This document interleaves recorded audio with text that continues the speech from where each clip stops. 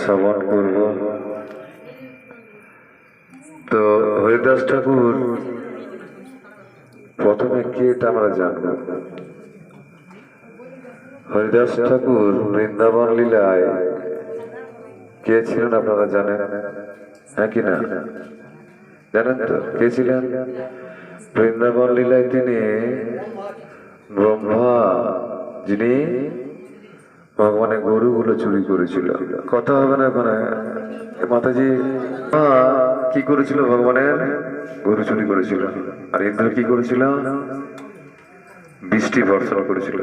হ্যাঁ, 7 দিন ধরে এত বৃষ্টি দিয়েছিল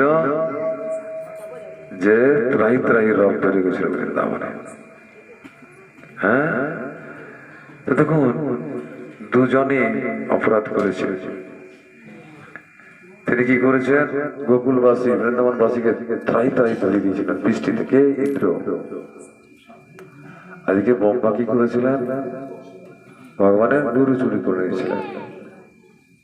তো দুজনই অপরাধ করেছে, কিন্তু দুজন অপরাধের পেছনে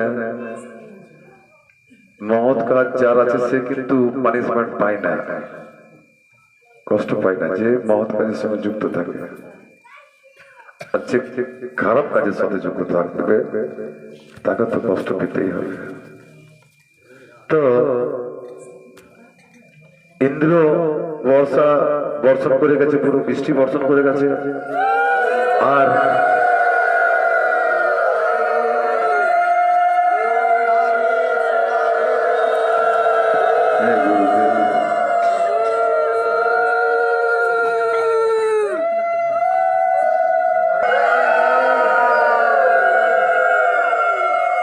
হরে কৃষ্ণ। তো যারা মহৎ কাজের সঙ্গে যুক্ত থাকে তারা পানিশমেন্ট পায় না, আর যারা অপরাধের সঙ্গে যুক্ত থাকে পানিশমেন্ট পায়। এদিকে ইন্দ্র দোষ করেছে আর ওইদিকে ব্রহ্মা দোষ করেছে। দুজনেই দোষ করেছে, কিন্তু ব্রহ্মার পানিশমেন্ট হয়ে গেল, ইন্দ্রের হলো না কেন? কারণ ইন্দ্র কি করেছিলেন? যদিও তার পুজো না করার জন্য, দেখুন দেবতাদের গুণ দেখুন, দেবতাদের গুণটা দেখুন। হরে কৃষ্ণ। দেবতাদের গুণটা দেখুন। আপনি দেবতাদের পুজো যদি না করেন আপনার অবস্থা খারাপ করে দেবে, আপনাকে তেড়ে বেড়াবে। পুজো কর, পুজো কর, পুজো কর। কারণ পুজো যদি দেবতাদের না হয় তো স্বর্গের স্থান হবে না। কিন্তু ভগবান আমাদের কেমন দেখুন, ওর একটা বিরাট গুণ। কি গুণ? ওনার একটা বিরাট গুণ আছে। কি গুণ? উনি কারোর দোষই দেখেন না, উনি কারোর দোষই দেখেন না। এই একটা মহৎ গুণ ওনার। কাউকে পানিশমেন্টই দেয় না। হ্যাঁ, আর যদি পানিশমেন্ট দেয় তো তার কাছে নিয়ে আসার জন্য দেয়। তো ইন্দ্র দোষ করেছে, আজকে ব্রহ্মা দোষ করেছে। দুটো দোষের মধ্যে পার্থক্য আছে। যেটা কৃষ্ণের প্রিয় সেটা কিন্তু ব্রহ্মা করে ফেলেছে। কি করেছে? তার গাভী হরণ করে নিয়েছে। আর এদিকে ইন্দ্র কি করেছে? যদিও কষ্ট দেবার নাম করেছে কাদেরকে? বৃন্দাবনবাসী দিকে, কিন্তু মানে মানে পরোক্ষভাবে তিনি কি করেছেন? বৃন্দাবনবাসী দিকে গোবিন্দের ওই গৃহগোবর্ধনের তলে গোবিন্দের চরণে নিয়ে চলে গেছে। তো গোবিন্দের চরণে যখন যারা নিয়ে যাওয়ার চেষ্টা করে, যেমন আমাদের ভজহরি প্রভু আছে, আপনাদেরকে গোবিন্দের চরণে নিয়ে যাওয়ার চেষ্টা করছে, হ্যাঁ, তো পানিশমেন্ট পাবে। রাস্তা ক্লিয়ার একদম। বৈকুণ্ঠে যাবার রথ রেডি করা আছে, যখন তখন চলে যেতে পারে। সেরকম আপনারা পাবেন, আমরা পাবো, চেষ্টা করবো। তো সেরকম যদি আমরা ভগবানের সঙ্গে যুক্ত থাকি নিশ্চয়ই আমাদের রাস্তা ক্লিয়ার থাকবে। তো ব্রহ্মার যে অপরাধ, ব্রহ্মার অপরাধ কি? তার প্রিয় জিনিসটা, গোবিন্দের প্রিয় জিনিস কি? গাভী। হ্যাঁ, তো ব্রহ্মার ভগবানের প্রিয় জিনিস হচ্ছে গাভী, আর সে গাভীটা হরণ করে নিয়েছিল। অপহরণ, কিডন্যাপ, গোপ সকা সমেত কিডন্যাপ করে দিয়েছিল। হ্যাঁ, তোকেও নেব, গোপ সকাটাকেও নিয়ে হারিয়ে দিই। অপহরণ। তো অপহরণ করার পরে ভগবান তো সব জানে, কেন উনি মাস্টার, তো উনি সব জানে। হ্যাঁ, কি করলেন? আবার নতুন গোপসকা গাভী রেডি করে দিলেন। কিন্তু ব্রহ্মা পরক্ষণে জানতে পারলেন তিনি এই কাজটা করেছেন। তার ফলে তার কি হয়ে গেল? যবন কুলে জন্ম হয়ে গেল। কার? ব্রহ্মা। নাম কি হলো? হরিদাস। হরিদাস ঠাকুর তিনি যবন কুলে জন্মালো। যবন কুলে জন্ম ছিল, দুটো মত আছে। একটা যবন কুলে জন্ম, একটা বুঝে না ব্রাহ্মণ কুলে জন্ম ছিল। যবন কুলে পালিত হয়েছে, এটা 100% যে যবন কুলে পালিত হয়েছে। তো যবন কুলে পালিত হওয়ার ফলে তার পূর্বকৃত কর্মফল অনুযায়ী তার যে দৈব গুণ তার মধ্যে আছে, সেই গুণটি কি? ভগবানের নাম করা, ভগবানের নাম প্রচার করা, হ্যাঁ, ভগবানকে ভোগ নিবেদন করে প্রসাদ পাওয়া, এই সকল জিনিসগুলো তার মধ্যে ঢুকে আছে। তার তো স্বভাব এটা আছে। কথা হচ্ছে খুব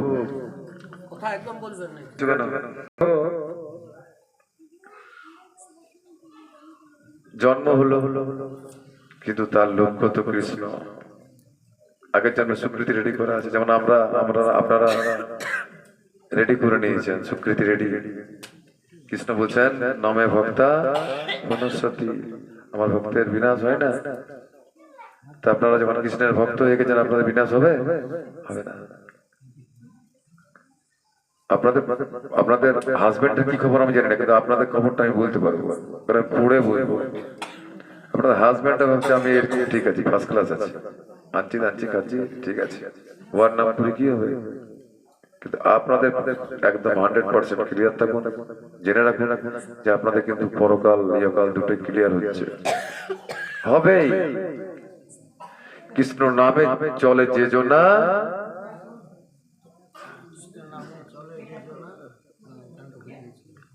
গানগুলো সব ভুলে যাচ্ছে। হ্যাঁ, অসাধ্য সাধন করেন সে জনা। কৃষ্ণ নামে চলছেন আপনি। অসাধ্য সাধন বলতে কি?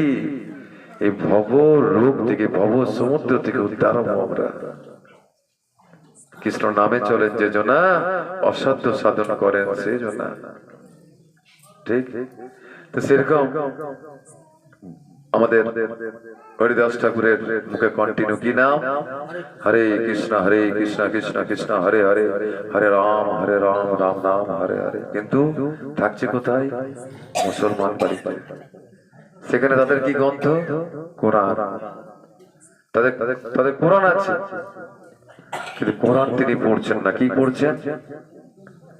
খালি ওই নাম, খালি মুখে নাম করে যাচ্ছেন।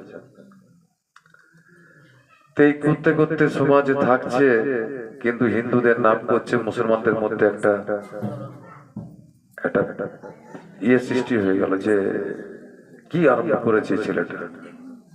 আমাদের এখানে মুসলমান, আমরা মুসল, আর এরা হিন্দু নাম করছে, ছেলেটা তো মহা বিপদ আরম্ভ করেছে।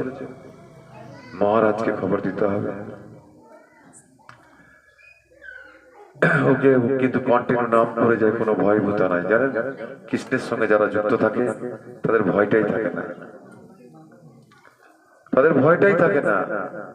আমাদের ভয়ের পেছনে কারণ আছে। আমরা ভয় কেন পাই? ভয় কেন পাই? হ্যাঁ, আমাদের ভয়ের পেছনে কারণ আছে। আমরা এখনো পর্যন্ত জানি না আমরা কোথায় যাব, তার জন্য আমাদের ভয়। কিন্তু যারা কৃষ্ণ ভক্ত তারা কিন্তু জানে যে আমাদের গন্তব্যস্থলটা কোথায়, তাই তাদের ভয় নেই। তাই হরিদাস ঠাকুর কন্টিনিউ নাম করে যাচ্ছেন, নাম করছেন। ওকে পড়ালো অনেক, বলছি এটা ছেড়ে দে, সব করিস না, তুই কোরআন পড়, এই কর সেই কর, আমাদের আল্লাহর নামে এই কর। ওই তুমি যা বলবে করবো, কিন্তু হরির নামটা আমি চড়বো নাই। তুমি যাকে বলবে বলো। গেল রাজা জেনে গেল। রাজার নাম কি? রাজা নামটা আমার মনে আসছে, হোসেন সাহ না, হোসেন সাহ নয়, কাজী না, কাজীও নয়, নামটা মনে আসছে না। হ্যাঁ, নালিশ করার ফলে হ্যাঁ, তো ওনাকে ডেকে পাঠালো। কাকে ডেকে পাঠালো? হরিদাস ঠাকুরকে। হরিদাস ঠাকুর গেল, হরিদাস ঠাকুরকে মহারাজ বলছেন যে তুমি যেটা করছো তুমি আমাদের এখানে পালিত হচ্ছ, হ্যাঁ, তো তুমি এখানে পালিত হয়ে পরেও তুমি হিন্দুদের নাম করছো, এটা ঠিক করছো কি ঠিক করছো না? তোমার কিন্তু পানিশমেন্ট হবে, তোমার শাস্তি হবে। বলছে শাস্তি হবে? শাস্তি দেন, তবু কিন্তু আমি হরির নামটা ছাড়তে পারবো না। বলছি ঠিক আছে, তোমাকে হরিনাম তুমি, তোমাকে কিন্তু কোরআন পড়তে হবে। আমি কোরআন পড়তে রাজি আছি, কিন্তু হরির নামকে আমি ছাড়তে পারবো না। একে বলে দিল, চলে গেল বাড়ি। বাড়িতে সেই নাম কন্টিনিউ হরি নাম করে যাচ্ছে, হরে কৃষ্ণ কৃষ্ণ কৃষ্ণ হরে হরে, হরে রাম রাম রাম হরে হরে। তো সমাজের কিছু লোক বলছে দেখ, রাজার কাছে যাওয়ার আগে যদি ও ছেড়ে দেয় তাহলে তো মার খেতে বাঁচবে। তো এক কাজ কর, যাতে এর এই হরির নামটা বন্ধ করা যায় তার ব্যবস্থা করি। কি ব্যবস্থা করতে হবে? ওখানে একজন বেশ্যাকে ডাকলেন যে তুমি এক কাজ করো, এর এই হরিনাম বন্ধ করে দেবার চেষ্টা করো, তার জন্য তোমাকে যা খরচা লাগে আমরা দেব। তার নাম লক্ষ্মীহীরা। লক্ষ্মীহীরা বলছে কাকে কাকে ঠিক করতে হবে বলো না, কার মান ভঙ্গ করতে হবে, কার ধ্যান ভাঙতে হবে তুমি বলো, আমি সব করে দেবো। ওটা তো চুটকির ব্যাপার, আমি যখন তখন এটাকে ভেঙে দেবো। কোথায় না, এখানে হরিদাস ঠাকুর বলে একজন আছে, তার কিন্তু এই হরির নামটাকে বন্ধ করতে হবে। ঠিক আছে, কোনো ব্যাপার আমি বন্ধ করে দেবো। কি করলেন? হরিদাস ঠাকুর সামনে রেখেছেন কাকে? তুলসী মহারানীকে। আরে এক মনে নাম করে যাচ্ছেন। তিনি কত নাম করতেন সারাদিনে? 3 লক্ষ নাম করতেন। 3 লক্ষ নাম করতেন, কন্টিনিউ করেই যাচ্ছেন। 3 লক্ষ নাম মানে 24 ঘন্টার মধ্যে 22 ঘন্টা নাম করতেন তিনি। 2 ঘন্টার মধ্যে তিনি প্রাতঃক্রিয়া থেকে তার প্রসাদ গ্রহণ থেকে সবকিছু করে নিতেন, কিন্তু 22 ঘন্টা তিনি জপ করতেন, নাম করতেন। তো লক্ষ্মীরা এসছে, এসে পরে দেখছে হরিদাস ঠাকুর ওই তুলসী মহারানীকে সামনে রেখে জপ করছে। হয় তুলসী মহারানী, কখনো গোবিন্দকে রেখে। তো লক্ষ্মীরা বলছে প্রভু প্রভু আপনার সঙ্গে খুব ইম্পর্টেন্ট কথা আছে। বলছে আমার জবটা শেষ হোক তারপর কথা বলবো। কিন্তু জব তো শেষ হচ্ছে না, 24 ঘন্টার মধ্যে 22 ঘন্টা জব।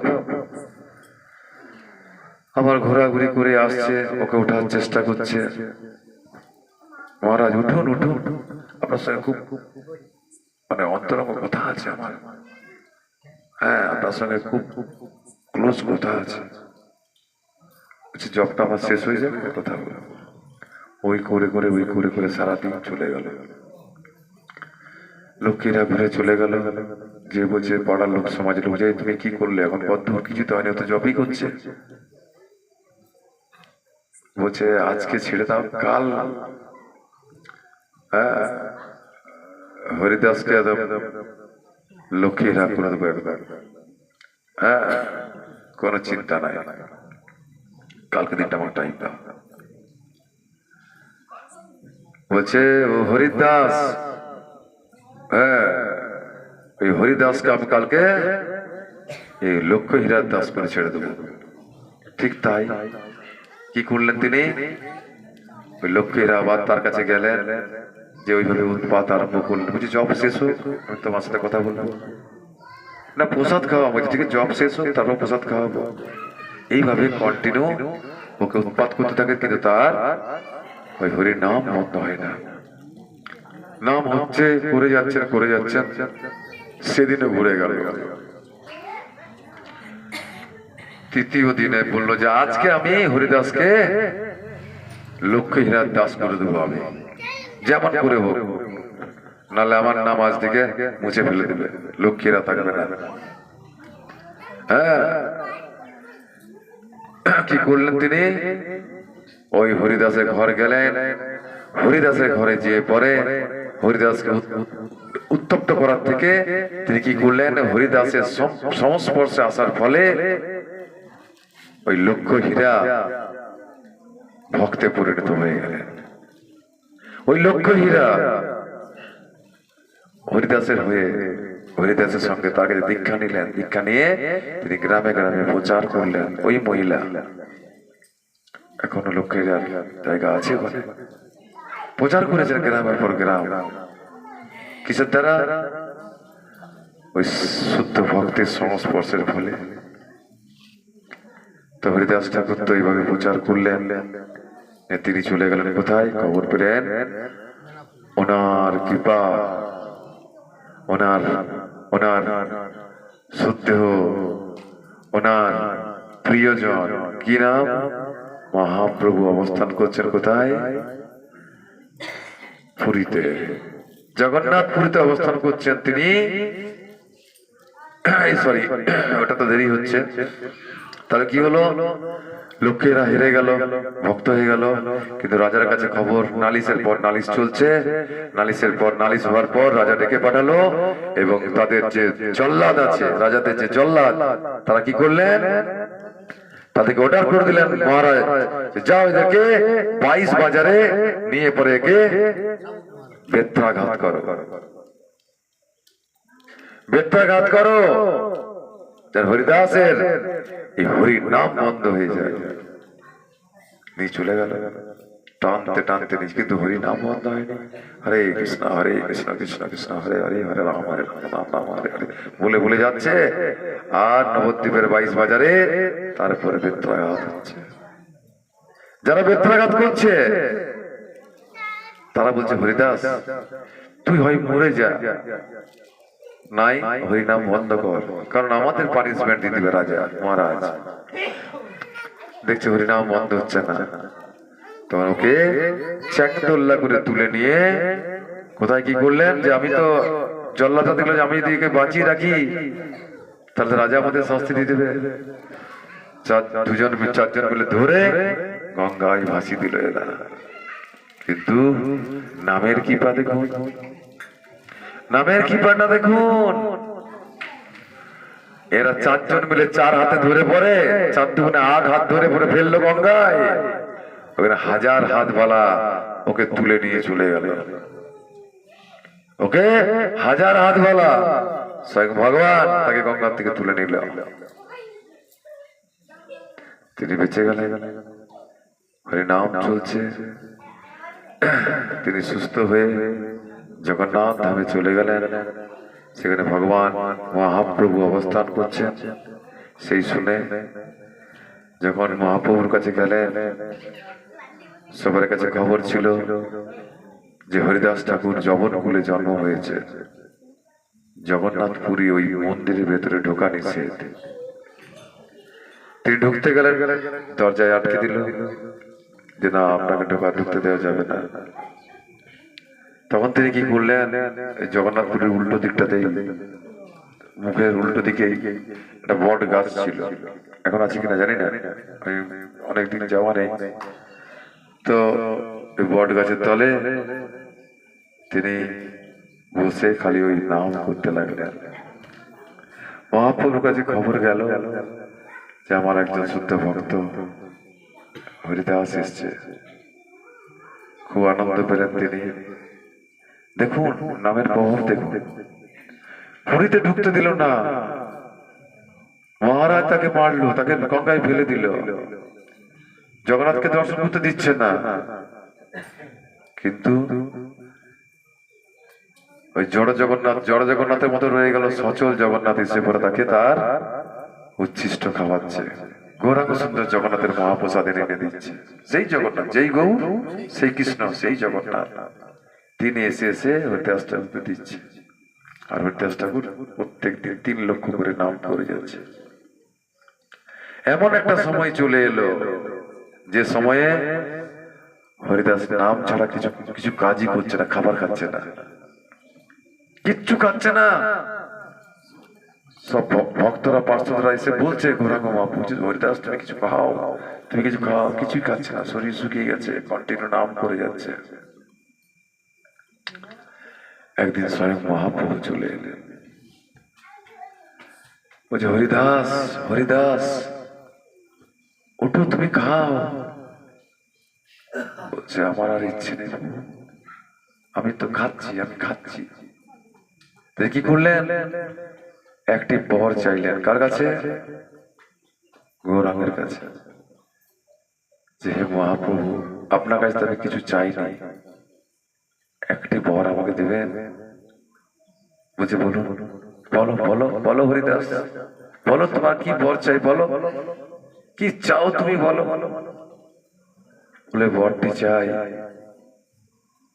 যেমন আপনার অপ্রকট হওয়ার আগে আমি যেমন দেহ রাখতে পারি, আপনি যাওয়ার আগে যেন আমি মরে যেতে পারি, কারণ আপনার বিরহ যন্ত্রণা আমি সহ্য করতে পারবো না। হে মহাপ্রভু কি পাপ করুন।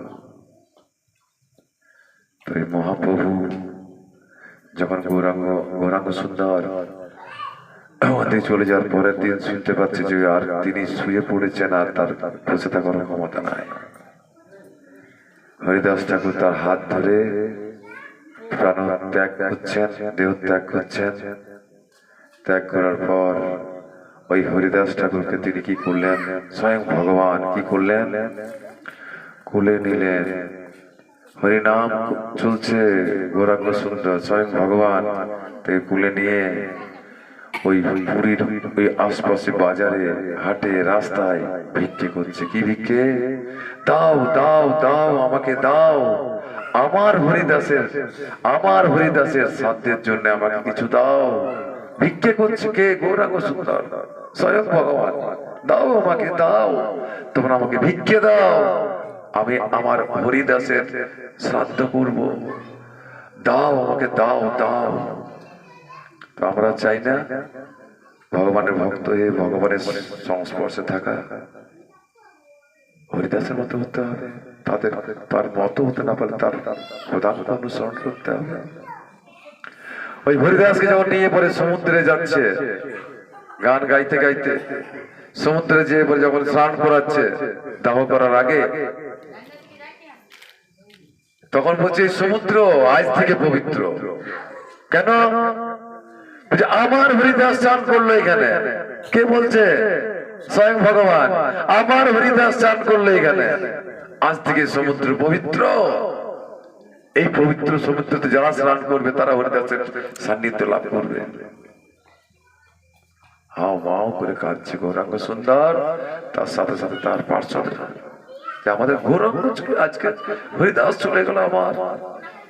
হু হু করে কাঁদছে গৌরাঙ্গ, নিয়ে আসছে। হ্যাঁ, হরিদাসের সমাধি এখনো আছে, হরিদাস মঠ আছে। যদি কোনদিন পুরী যান ওখানে নিশ্চয়ই দর্শন করবেন। আর আমাদেরকে ভক্ত সঙ্গ করতে হবে, নাহলে শুদ্ধ হবে না। লক্ষ্য হীরার মতো আমাদেরকে ছুটতে হবে কোথায়? শুদ্ধ ভক্ত সঙ্গ। ভক্ত সঙ্গ না করলে আমাদের উপায় নাই, শুদ্ধ হব না। আমাদের একটা গান আছে, কিবা জ্যোতি সতী কিবা নিচ জাতি, কোনো ভেদাভেদ নাই, নাই নাই নাই, কোনো ছোট বড় নাই। যে নাম করবে সে গোবিন্দর প্রিয় হয়ে যাবে। তাই হাত তুলে বলুন সবাই মিলে, হরে কৃষ্ণ কৃষ্ণ কৃষ্ণ হরে হরে, হরে রাম রাম রাম হরে হরে। ভগবান মঙ্গল হরিনাম সংকীর্তন की जय। हरिदास ठाकुर की। निताई गौर प्रेमानंदे। दीपदान হবে।